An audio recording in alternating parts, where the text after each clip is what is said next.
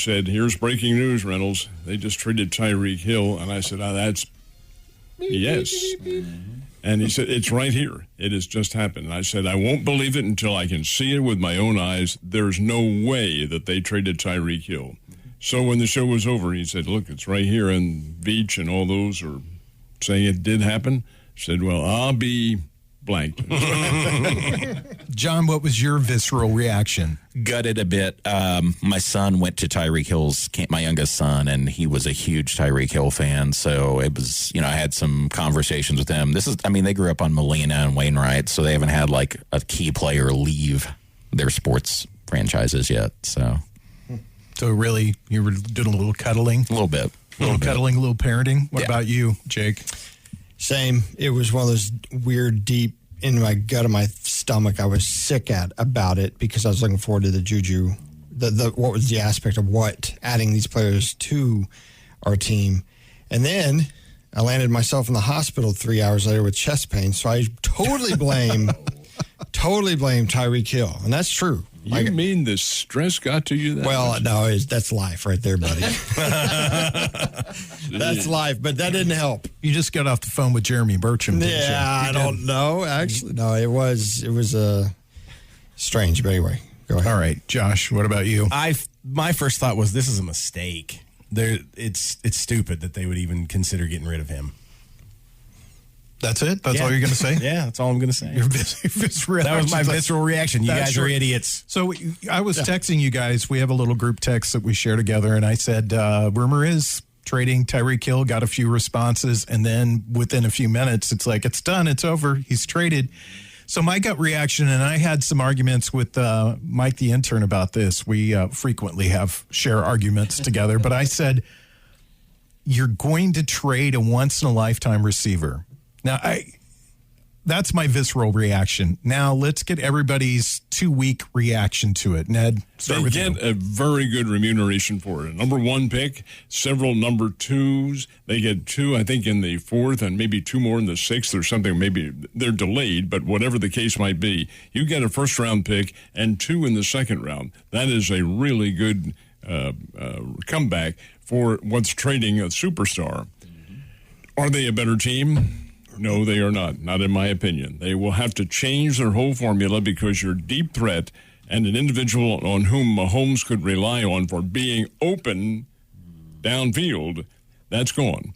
Now, does that say that Juju Smith-Schuster and some of these others and the Scantling, the kid from Green Bay, can't do that? They all had speed. In Schuster's case, he doesn't have the lateral speed. Yeah, I've seen that on the tapes from the Pittsburgh Steelers days. He does not have that. He does have forward speed, sure. And Scantling, the thing that bothers me about him, guys, he's a free agent. And he was a free agent let go after Devontae Adams had been traded to Denver. Well, my God, if he's that good, what are you letting him go? Offering something else as a free agent, but the Packers didn't do that. Maybe there are other factors involved, but that does bother me a little bit about what he is able to bring to the table. I think the Chiefs in the draft will go for a free agent, for a wide receiver somewhere. I think they'll explore the markets. They already are. You still got Jarvis Landry out there who hasn't been secured by anybody. But here your salary cap plays a role. And the Chiefs at last report had about $15 million, I think it's $15,200,000 in the salary cap that they could play with. That's cap space. But are they a better team right now? Offensively, no, they are not, in my opinion. Are they significantly reduced? That we'll find out as the season goes on. What are your thoughts, John? So, disappointment, first of all, because I looked forward to the day when, we'd have in the Ring of Honor Kelsey, Hill, and Mahomes. And not that still won't happen, but I just never saw him in anything but a Chiefs uniform. This is going to be a very different team next year, as Ned alluded to. And, in the back of my mind, whether or not this is true, I know financially is the main reason it was motivated, but I also look at it as, you know what? If you won't stop playing with that toy, I'm going to take it away.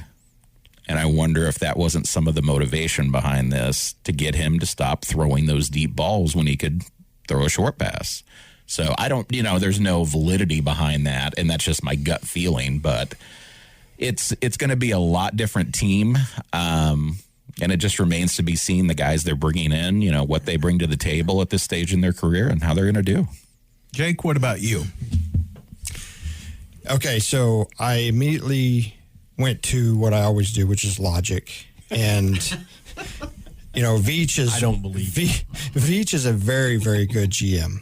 Andy Reid's probably one of the best coaches out there. So I put my trust in those people's hands. There had to be a reason. It came down to money. That was it. There was no other reason. They weren't pissed. He didn't do anything wrong. It was all about the money. He wanted more than what Devontae Adams got, which he did. So he's 28 years old. That's the next thing I looked up. How many years do we have of this guy and this speed? Not very many. Probably 2. Last year he had a good year, but it wasn't like the previous 5. So then I started really thinking about, because I had to calm myself down. I was sitting in the hospital. I had to calm myself down. But here's the thing. When he did not play, I think Mahomes is like 4-1. And in all of them, he threw for over 300 yards. In one of them, he threw over 500 yards. Set a record for touchdowns in that one game without having his biggest, best wide receiver out there. And so I'm okay with it. I think it's a smart move. And I looked it up. 2 first-rounders, 2 second-rounders, 2 third-rounders, 2 fourth-rounders, and 4 in the 7th. So they have they got 6 picks in the first 4 rounds. And you can't tell me they're not going to go after some. And yes, they can kind of piecemeal together. Are they going to be the Chiefs next year? Probably not. They're going to have to fight hard to win the division. But I think the long-term thing, if people can see the forest, you know how they say you can't see the forest for the trees. If you can look past this and look 2 or 3 years down the road, I think this is a smart move. But at first, your knee-jerk reaction was to get a rope, let's go hang Brian Veach. And then after, like I said, after I thought about that, you know what? I'm going to trust the guys there. And so that's what I did. And I think we'll be fine. What do you think, Josh? Well, these things always come down to money, which is unfortunate. And so it's the formula that creates the desire for these players. So everybody has said, Tyreek Hill is still at his peak, but he's at his peak. So he's only got a couple more quality years left in him, whatever. And he wanted a lot of money. He wanted to be the highest paid receiver, which no receiver should get $30 million a year. That's insane. That's quarterback money, man. But yeah, that's quarterback money. I still feel like it was a mistake. I mean, I still feel like I get tired of the argument of, oh, well, he's getting old. He's going to lose a step. He hasn't yet. So they're banking on a future that's uncertain instead of a present that was certain. And so that's what disappoints me is because, okay, so maybe he only had a couple years left in him. They were good years. They would be good years. I mean, he's a quality receiver. You're going to see that. I mean, he may not have the spectacular season that he had with the Chiefs, but he's going to remind us of why we wanted him to be a Chief, I think. You're listening to Ned Talk, your local live sports show, 104.7 The Cave. Let me just go over these numbers because this season, most people looked at Tyreek Hill and said, down year. Led the Chiefs in receiving, 1,239 yards, 111 catches, 9 touchdowns, and there were a lot of games that you looked at him and you go, well, just he was not a factor. They double-teamed him, and he became a factor because he was double-teamed and was taken out of a lot of teams' game plans. Now you don't have that. You don't have a guy that the other team's going to go to and say, we need to double-team this guy, unless it is Travis Kelce. You do have 2 receivers with size now, which is something that I felt like the Chiefs had been missing, especially when I watched Pittsburgh play a couple times this year, and Ben Roethlisberger was honestly a shell of himself, but he would throw passes up, and his receiving core was all quite large. And they would get up and get some balls that other guys couldn't get to. And I thought, man, if Patrick Mahomes had that. But like I said, Mike and I argued about this. He was in that girl stepped out on me. She's done. I don't care. We're better for it mode already. And the argument that we had that I'll ask you guys about, is Patrick Mahomes as good a quarterback as Tyreek Hill made him, or is Tyreek Hill as good a receiver as Patrick Mahomes made him? I fall into that category that you just mentioned, though. When the girl steps out on you, you're looking for something that needed to happen and all this sort of thing. It's going to get better. Been there, done that. I want to talk about the rebound, though. There is no rebound. Oh, the rebound is named Marquez Valdez You got to be Scantling. 6'10", 6'11" to do any rebounding. Moi is not. You can read into that whatever you want. All right, we're going downhill. Oh, wow. Here's Mahomes is a talented quarterback. There is no question about that. He was made by Tyreek Hill to look tremendous. Whether or not he still is, I agree with Joe, too, in part, because I think some of his long passes were not looked upon with great favor by the Chiefs. Case in point was that right before the end of the first half, that in the playoff game that they lost to the Cincinnati Bengals, who was the receiver he went to, who went out of bounds? It's Tyreek Hill. Mm-hmm. And that's who they pushed out. Okay, the fact of the matter remains he does not have that man around now. He does have Travis Kelce, but why was Kelce as good as he was? Tyreek Hill. Right. He had the downfield, the long intimidation, and that does not exist now because I don't care who you get, you're not going to have the intimidation factor that a Tyreek Hill had. So from that part of their offense, I think they do suffer. Do they revamp it? Because I think that Jake came up with the very best answer there with Andy Reid. He look at the time he has now to revamp that offense. Now, does he have the players? I think he does. He has them. Are they going to be the same team? No, they will not be. Still, it's a gamble. It's a gamble that may pay off. I don't think they're going to be as good a team as they have been, and you're absolutely right about the AFC West. That's going to be a juggernaut to try to get through. Mm-hmm. So there's a lot of proof that Mahomes has to be able to create in the fan base and the coaching staff to say, hey, we'll be all right. Follow-up question, Ned, before you pass off the mic. What's your gut feeling? Because, every Chiefs fan, I think, out there started to utter what would be curse words a few months back. Well, Odell Beckham Jr.'s out there, and the guy from the Browns. Why are these guys on the market? Why are they still out there? That's a question that is very, very well put. The same with that Scantling kid from the Green Bay Packers. Why are they there? There is a reason.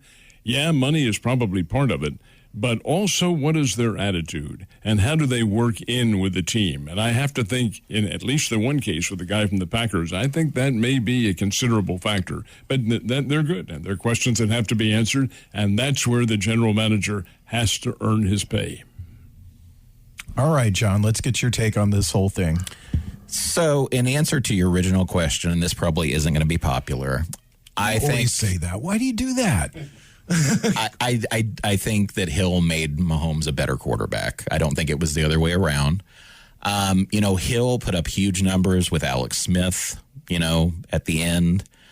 It's no offense to Mahomes. He is definitely, and please hear me clearly, I think he is one of the greatest quarterbacks of all time. However, if you traditionally look back at quarterbacks that are in the Hall of Fame, Montana had Rice. We all know that. Steve Young had Rice for a little bit.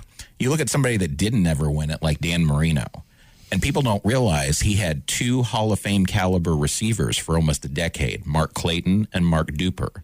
You have to have these go-to guys to be successful. So the Chiefs did do the logical thing, and I agree with going out and getting potential. Scantling's always underachieved, in my opinion. Will he ever do it? I don't know. Same thing with Schuster. He came in heralded. He's had some good seasons with Pittsburgh. He hasn't had that all-pro season to me yet. So they're calculated risks. But at the same time, I think this team's going to look a lot different next year without Tyreek Hill. And hopefully Mahomes can adjust to that. And we bring up the point with Andy Reid. He's a great coach. He'll figure out a way to try to make this offense work. I just don't know how quickly that'll come together, and you just never know if those two receivers you added are the right pieces. Cole Hardeman is rumored to be as fast as Tyreek Hill, but he's never shown the ability to find a way to get open. Tyreek Hill was a guy that could catch the ball on one hash mark and then be to the other side of the field before you knew it. And I mean, that was what was amazing about him. What do you think, Jake? I mean, what's your opinion on this topic? Man, there's a lot of questions in there. I was looking up how tall. Let's see, 5'10". So McCole Hardman's 5'10". Hill is shorter. His center of gravity, they're totally built different. Yeah. So I don't think that McCole he's more lanky for being 5'10", where Hill is like all legs. I've never seen anything like it. Also, if you look at Hill's catches, he doesn't use his hands, he uses his body. Yeah. So when you think of a receiver, this is your hands are what you catch the ball with. You're taught in school not to use it. It'll bounce right off your chest. Now, he also got wide open. So to catch these balls, I mean, he just sat there underneath it and got it and then made things happen. And he's just so fast with his basically left and right instead of going north and south. And if you listen or watch games with Chief fans, we all cuss. Why did Kelsey catch it here? Go back 3 yards, try to make, but it's something they came up with. And then you have Andy Reid. And, look at what he did at the Eagles, okay? Other than Terrell Owens, he did not ever have a Hall of Fame wide receiver, ever, under McNabb. McNabb was not, I'd say maybe a top 10 quarterback. But, man, what he did around him and what Andy did with what he had, what he did with Michael Vick, bringing him back, and what they did and made the playoffs, that is our key factor, is Andy Reid. One of the things when you look at Tyreek Hill, I'll stay with you for just a second, Jake. When you look at Tyreek Hill, all the skills that you just described are punt returner, kick returner skills. And so many of those guys have never made the transition away from being a special teams player to being a regular player. That speaks to Tyreek Hill. That speaks to the ability to become such a great route runner and then also yards after tackle. I mean, he really honestly, once in a lifetime receiver, I would say. Yeah, the one pass that he scored with the Chiefs against the Bills in this past playoffs, the 13-second game. Yeah. Where he got hit over the middle at the 30 yards into, and then just sped right past four people. Yeah. And there's four people within the room of this, the size of this room, where there was four people to get, so this is going to be a difference, and it's going to be a difference maker. I think Mahomes is super special that he made Tyreek Hill who he is. You got to get the ball out there. Yeah. Remember Randy Moss? I mean, all you do is throw the ball up, and he'd get it. Yeah. And so he made Dante Culpepper and Randall Cunningham, and those guys look real. Brad Johnson, those guys look good because of Randy Moss. So, but I think this is different with Mahomes because this kid is something special. And you ask any player or any fan of any team, they all wish they had Mahomes. They do. All right. What about you, Josh? Well, I still come back to the whole idea that the NFL, just like most professional sports, we want instant gratification. And so to me, what doesn't make sense with this whole situation is they're banking on the future. They're hoping that Juju Smith-Schuster will be better. They're hoping that Scantling won't be a cornflake like he's been in the past, where they had this solid, almost unstoppable receiver just because of his speed and his agility. So I don't know what they're thinking with that, except it's, like I said, it comes back to money. So the fact that they got so many draft picks, I think will hopefully help them secure the other parts of their team that they need to. And then we'll just have to see. I mean, you're never going to replace a guy like Tyreek Hill because how often does a guy come along that has that great of straight line speed and that great lateral movement? It just doesn't happen. Let me ask you this question, Ned. Maybe you know off the top of your head. Maybe you'd have to look it up. Where did they draft Tyreek Hill at? Do you know? I think he was it a fourth round, wasn't it? Or fifth round? Fifth round out of West Alabama. Now, that's the college for whom he played for the most part. He's an interesting character. It's a JUCO transfer from, I think it was Garden City, if I'm not mistaken. Garden City Community College, and Oklahoma State is where he went for 1 year. Mm-hmm. And that's all he played was 1 year. He also played in a postseason game for Oklahoma State and then got into the assault, the domestic assault. And Oklahoma State, not going to have any of that. Out, you're gone. Then transferred down to West Alabama, which is a D2 school, and that's where he was a good player.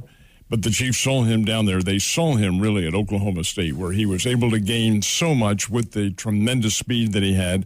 And he had, I think it was a 97-yard punt return against maybe Texas or somebody. It was the Red River Shootout, as a matter of fact. It was against Texas, had one of those.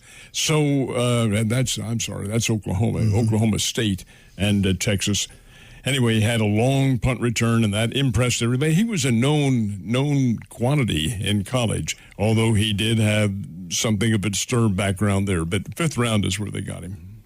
That's interesting. Maybe they can catch lightning in a bottle. But another interesting fact that I'm sure nobody has on the top of their heads is, has a team ever let go their top rusher and their top receiver in the same season and then returned to the playoffs or the Super Bowl? That would be an interesting question to look up. We've got more Chiefs news to talk about when we come back, but we'll turn to the NCAA tournament next, right here on 104.7 The Cave. Ned Talk.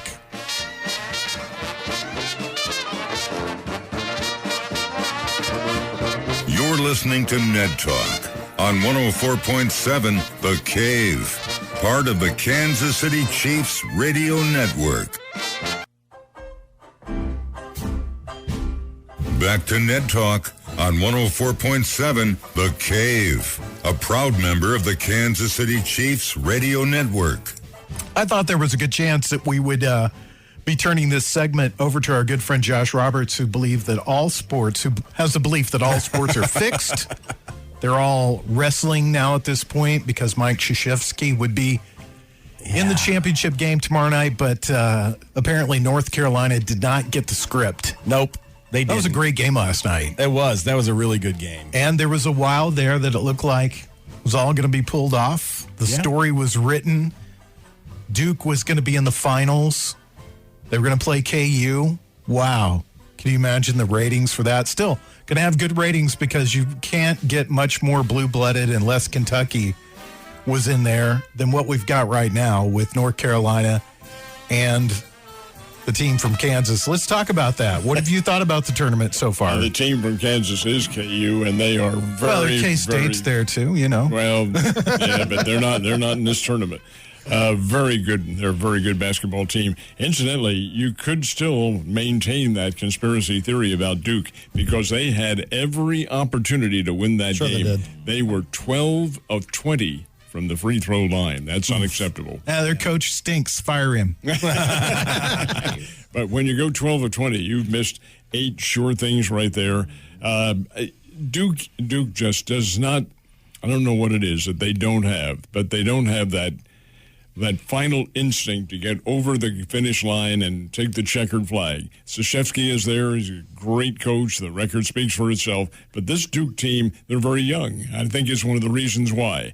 Now, are you making reference, Joe, to the game tomorrow night, KU North Carolina? Yes, just talking about the whole thing. I just want to know what you thought of the tournament, what you think of the finals. Give us your pick. The tournament's been good. It has been very exciting. These are blue blood teams that are there. Same with the women's tournament tonight. Yep. These are all blue blood teams. There's no surprise, no Cinderellas creeping into this thing. KU and North Carolina have a storied history about them. And when you go back, and we're going back into the 1920s and the 1910s, these programs are among the foremost in the country, if not the foremost.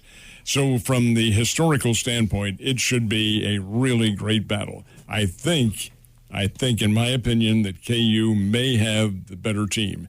Now, you look at their and the reason is their shooting. They had a tremendous shooting night last night, tremendous shooting night. The 3 points are the ones that everybody looks at, but Villanova had the same number. They each had 13 successful treys. Difference is percentage. And in terms of how KU shot and how Villanova shot, hugely different. Villanova was under 50%, right around 40% from three-point range, and KU was 53%. And just shooting lights out. Great offensive performance. They do that tomorrow night against North Carolina. KU wears the crown. Let me ask you this, and I know you hate this term. You're not a big fan of the underdog term. But can't you kind of paint North Carolina as an underdog? I mean, because they were an 8th seed in this tournament. Well, and KU's number 1. They are the only number 1 seed that made the tournament this year. Made the Final Four, I should say. They're a bit of an underdog, and I have not seen what the spread is in this game. Is it 4? Let's say 4. If I were into putting chocolate chips on these games, I would. I'd give the points and go with the Jayhawks. Wait. I'm going to ask you one more question. Let's go over to the distaff side. You're the guy that taught me that word, by the way. Distaff? Just by watching you on TV.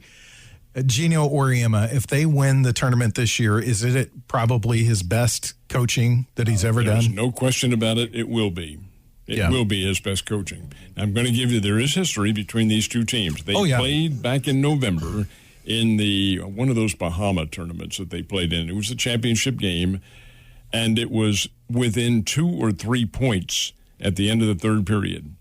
South Carolina won at 72-58 because Connecticut scored 3 points in the final 10 minutes. 3 points. Oof. Is that going to happen again? I don't think so. Well, let me ask you. You picked Kansas to win the national championship on the men's side. Who do you have on the women's side? That's what I was going to get to. Okay. I really feel like player for player, South Carolina is probably the stronger of the two teams. When they played earlier this year, back in November, Beckers did play, and she had 18 or 19 points. I don't remember what it was. But how often is a team going to get shut down with 3 in the fourth period? Not very often, and certainly not Connecticut. These teams were to have played a second time this year back in late January, but South Carolina called that one off because they needed to make up some SEC games, and Connecticut said, we need to make up some Big East games, and Beckers wasn't there with the team. She is now. She is the catalyst of this team. She's a great player. South Carolina's Boston player, her last name is Boston, is the player of the year. Beckers was the player of the year last year. I think you will see an absolute dynamite basketball game tonight. Stronger team is South Carolina.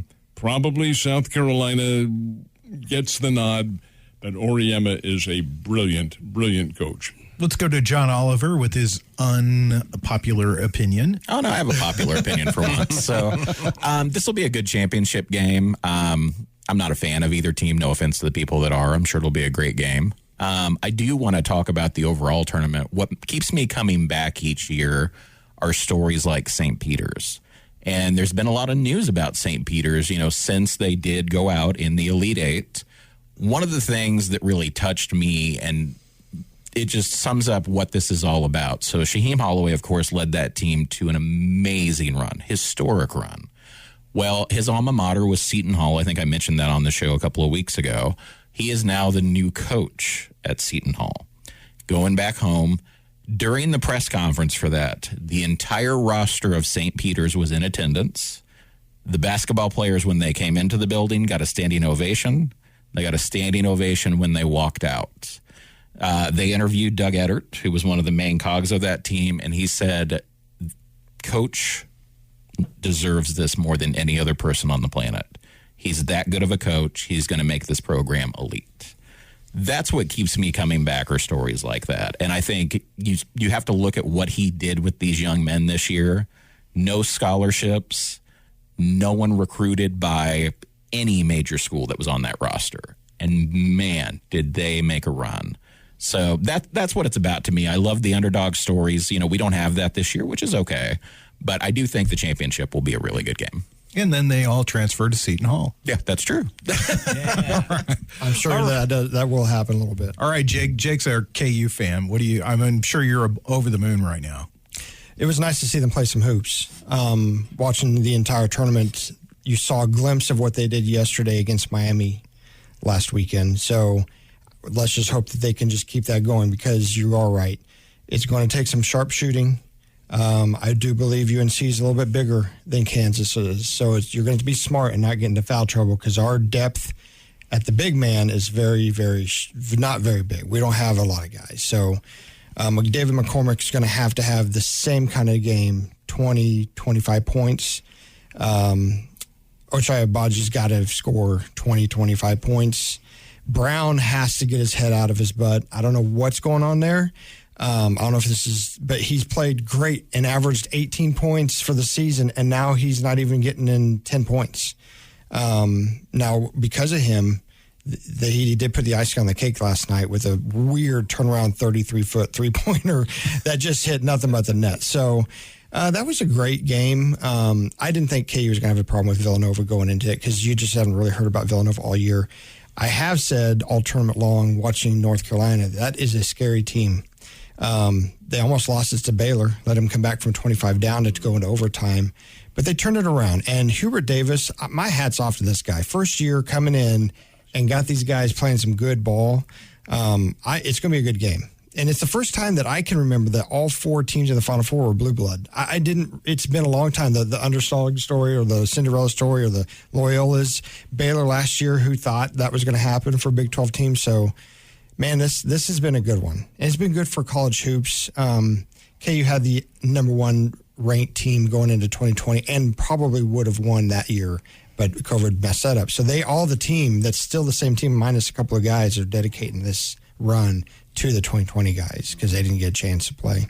I know Josh is kind of along the same lines with me, not as huge college hoops fan as I used to be. Yeah. But I think the headline here for the NCAA is there was no big headline all season long. There was no major player that everybody was watching. There was no major team that everybody was watching. So the very best that they could hope for is two blue bloods in the championship, and that's what they got. So people know North Carolina, people know Kansas. So people are going to tune in and watch that game, period. Oh, yeah. I completely agree. And it's been a very interesting tournament because we had some good upsets. We had some Cinderella stories for a while.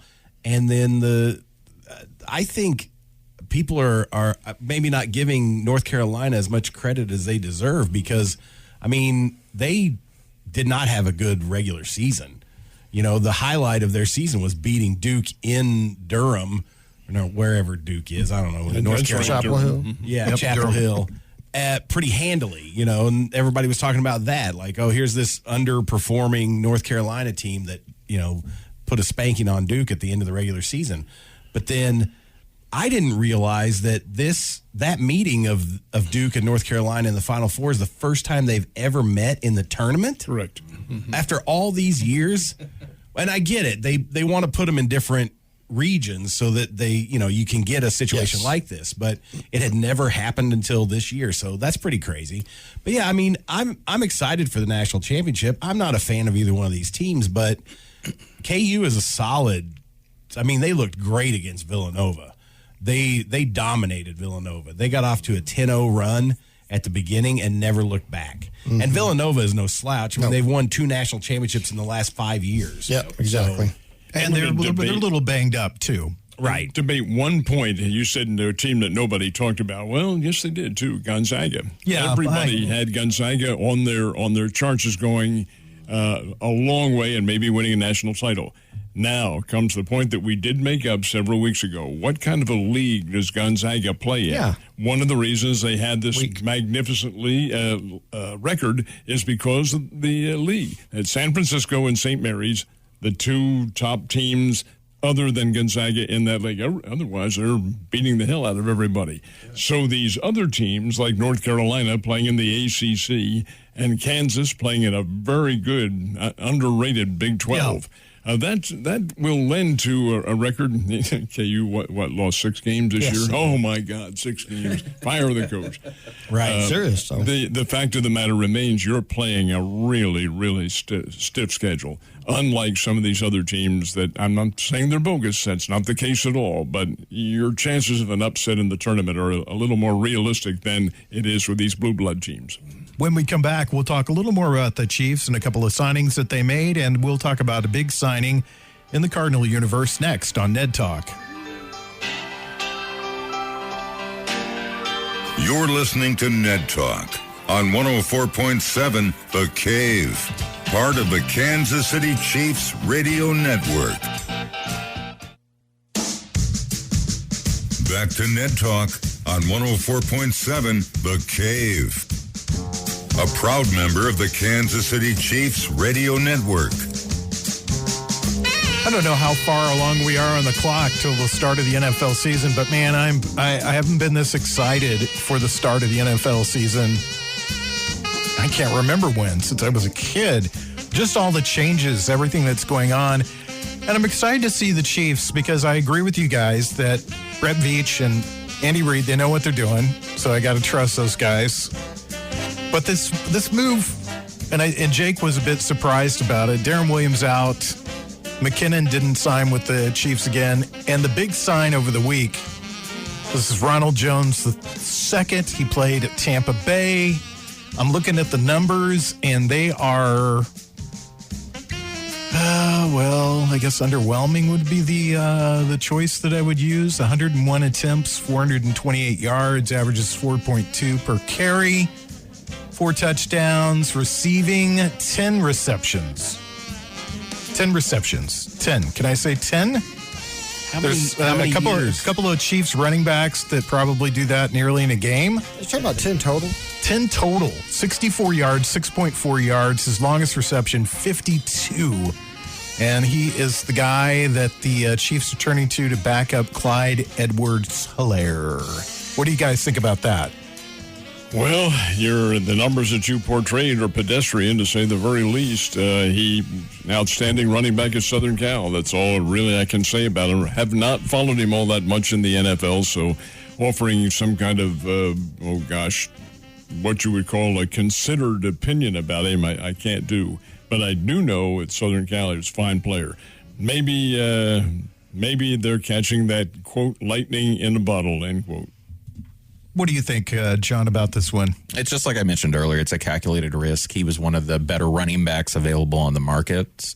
He was highly touted out of USC, as Ned said. He has been, by all accounts, a disappointment in Tampa Bay. So maybe he puts it together, maybe a new scheme and a new look. Sometimes that brings out the best in players. We saw that last year with Melvin Ingram. You just never know how it's going to work out, but I'm not entirely sold on him being a viable running option for the Chiefs. Jake, this is brand new news to you, so what are your thoughts about this? Williams had 47 catches last year. Yeah, and had he was big in the playoffs. So, excuse me, I don't understand getting rid of a guy that already knows the system. I don't understand why you wouldn't re-sign him in Williams over a guy that has been a bench warmer basically since Leonard Fournette got to Tampa Bay. Now, if we got Leonard Fournette, I'd be like, all right, CEH who? But this is not the dude, and so I hope that they can see. Again, I'm putting trust in the guys, but man, letting Williams go, the guy had hands. It really did have hands. And to answer your question, it's 161 days to the hour. Okay, 161 days to the hour. All right, what about you, Mr. Roberts? I feel like they should have gotten rid of Clyde Edwards-Helaire, and there's no reason to have signed this guy, in my opinion. I mean, his numbers are not impressive. Matt Leinart was a standout at USC. What'd that get him? Reggie Bush was a standout at USC. He had to give back his Heisman Trophy. So I don't know. I mean, you guys are saying you trust the staff of the Chiefs. I don't know if I do anymore. I think they make some really weird decisions. Well, it's interesting what's going on in the Chiefs kingdom. Let's continue on football for just a second. The old coach of Ronald Jones has resigned, is retired. He's moved up to the front office, Bruce Arians. What's your thoughts on that whole thing happening? I think his statement was not just one that he was concocted on the spot. I think that really played into what he did. He's 69 years old. Guy's been around. Heck, he coached at my alma mater for a number of years and had them playing very, very good football back in the late 70s and early 80s. But in the NFL, his record speaks for itself with Tampa Bay, of course. When he decided to stay at the end of the season, it was when Brady retired. I don't think that it did indirectly have something to do with Brady. He thought, hey, I brought my assistant coaches on, and they're going to be able to stay and come on. Well, if I leave and a new coach comes in, hey, he's going to bring in a whole new staff. Is that fair to my associates here? No, it is not, so I'm going to stay. When Brady came back, he said, oh, my gosh, this team is going to be intact again. They don't need me here. So I think maybe I'm going to take the opportunity now because they will remain, the staff will remain. So I have that pressure taken off my shoulders now. And I do understand that. I think that's probably legit. You don't think the Brady decision had anything to do other than keeping his staff intact? I think that's exactly the reason. I don't think there was any rift at all between them. What do you think, John? I think it was probably time. I mean, Arians has had his moment in the sun. Todd Bowles, who's getting overlooked in this story, is an exceptional coach. And I'll say that I'll talk about the elephant in the room. We have got to have more hires of color for head coaching jobs in the NFL. This is a great hire in regards to that. Smart coach. Very well respected by his players. I think it was a dual thing of Arians realizing, okay, I probably don't need to be here with Brady coming back, as Ned said. But I think the other thing was he knows it's Todd's time, and he's ready to hand the team off. It's going to be a smooth transition. They know the system. They're used to him. I think this is a great decision for Tampa Bay. Jake? Well, I'm not a fan of Tom Brady, period.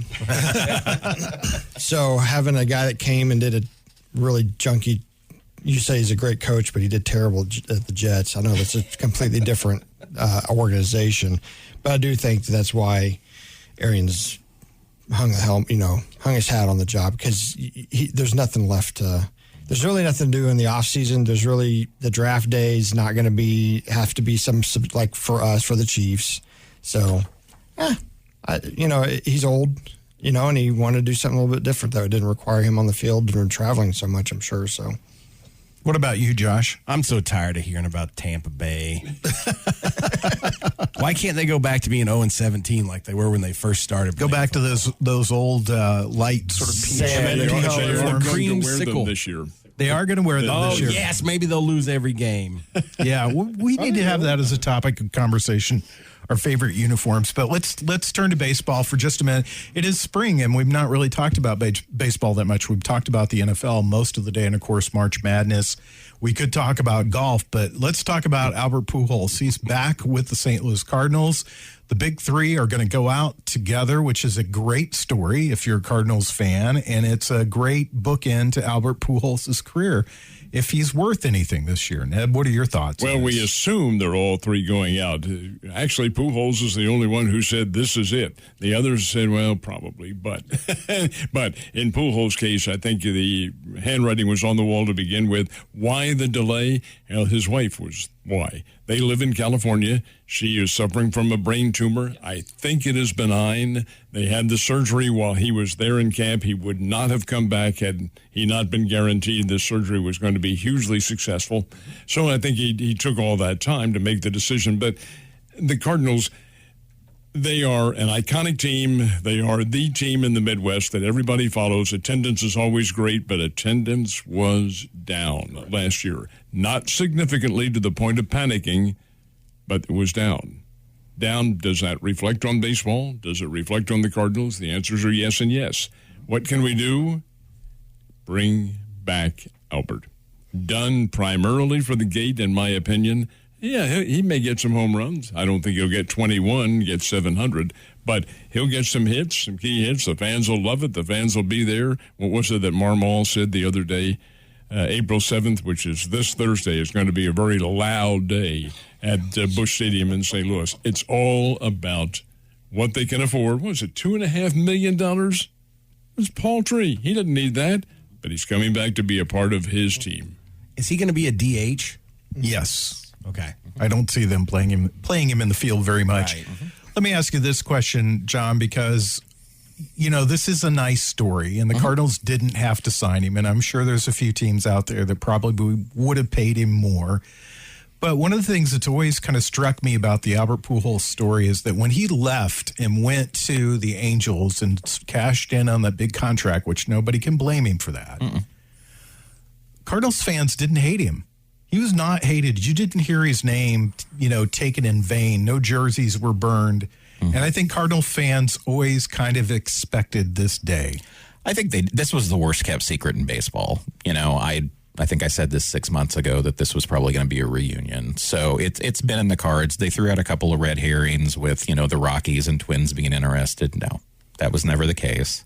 So this is a great signing, in my opinion, because anyone who's watched Albert Pujols over the years like I have, you hear interviews with him and he understands the history of the game. He is a student of the game. He right now sits with, 679 home runs in his career. Epic career if it ended today. And he realizes, a lot of the greats signed that last year deal with the team that originally had them. And this is exactly the way a player of his caliber should go out. It's going to be great for the fans along with Molina and Wainwright. I'm not convinced Wainwright's not coming back next year because he's just on the edge of a Hall of Fame statistical career. He puts a few more wins under the belt. I think he's a shoo-in. Molina's in. Albert's in. I do think he's got a shot at the 21 home runs. When you look at what he did with the Angels and the Dodgers last year, he was a platoon player. He still hit around 14 home runs for the Dodgers, and I think he had 6 or 7 with Anaheim. He's in better shape this year. You can tell it. He's feeling better. He hasn't been able to run the last couple of years, but his legs look as good as they've looked in the past 5 years. I think this is a win-win, but Ned did hit it on the head. I mean, this is to put butts in seats. Let's call it what it is, and it will.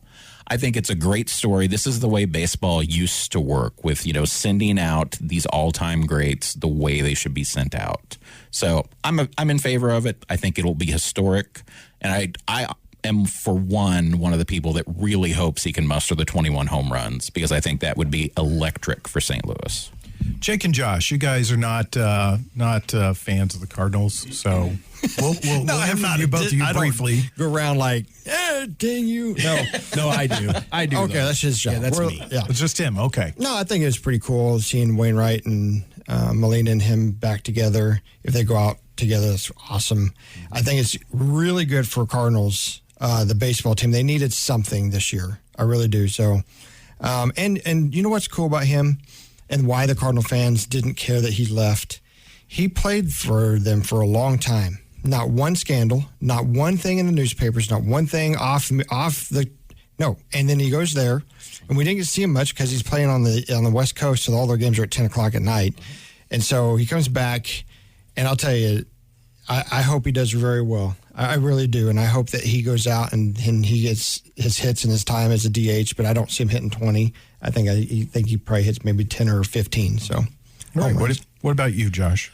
I hope that Cardinal fans find the right things to bitch about this season because that's what they do.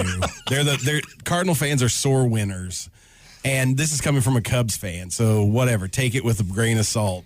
But I think it'd be cool if Pujols got to 800 home runs, 700, whatever. That's a cool milestone. I don't care. Make it 1,000. All right, we'll be back to wrap up the show in just a second. On that note, it's Ned Talk.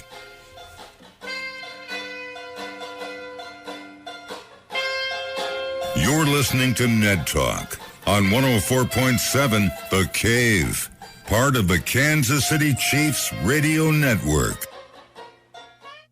Back to Ned Talk on 104.7 The Cave.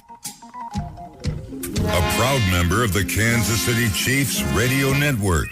We started early and we're still running over. Hard to believe. And we didn't talk about so many things. Ned mentioned to me all the things we didn't talk about. We didn't talk about the possibility of the Chiefs moving. We didn't talk about the new Lady Bears coach. I listened to you all week. I highly recommend to people listen to Mike the Intern and Ned Reynolds do their sportscast. It happens 7:20 and 8:20, and then Ned does the sportscast throughout the day. But I learn more in that 5 minutes than I do watching ESPN for 5 hours, because Ned's just so informational about all that. So we got Ned's picks as we came into the show, and we'll reiterate that again. You picked South Carolina? KU tomorrow night. I think KU beats North Carolina. And the Connecticut-South Carolina game tonight will be an absolute dandy. I'm going to shy away from picking a winner because either one, South Carolina is a stronger team physically, but Connecticut has Gino Auriemma and Paige Beckers out there to lead the team. Anything can happen. I do not see Connecticut falling with 3 points in the fourth period like they did in the first game with this team. I think it'll be a terrific basketball game. We'll check Ned off with the UConn pick there. How about you, John? Rather than make a pick, I want to deliver a message of peace and love. I did laugh. I know this is going to be an unpopular opinion. At Josh's joke about the Cardinals fans, but then I saw their reaction. So I'm going to have to slap you. I'm sorry. Bring it on, sucker. I'm not going to stand here with my hands behind my Keep back. the Cardinals' name out of your mouth. Oh, easy there, Will Smith. You're not going to make a pick? I'm actually going to pick. I'm sorry, Jake, for this. I'm going to pick North Carolina and definitely Connecticut. Jake, we don't even need to ask you who you picking, KU. You know. Yeah, they're going to win by 100. double digits, easy. Yeah. They're favored for 4, and then I'm not going to bet against Gino. When he's in there, UConn's probably going to take care of business. But I don't know, man. South Carolina looks really good for the ladies. Joshy? I'll go with South Carolina in the women's game, just because Gino Oriyama is kind of a butthole. I think KU will take care of North Carolina. KU just looks so strong against Villanova. I don't see them giving up on that. They're in the mode. They're in the zone. All right, I'm picking North Carolina. I just think that would be a great story, and I'm also going to pick South Carolina. I'm going with the Carolinas. I think them to win. A lot of interesting stuff to talk about next week. We'll try to get to all the things we missed this week, and we won't take a week off for a while. Thank you, Ned. Thank you, John. Thank you, Josh. Thank you, Jake. We'll see you next Sunday. You can download us as a podcast through our website, 1047thecave.com, or right through our Cave app. Thanks to Nick Fury. Thanks to Corbin Campbell, Brian Tyndall, and Mike Holmes. We'll see you next week.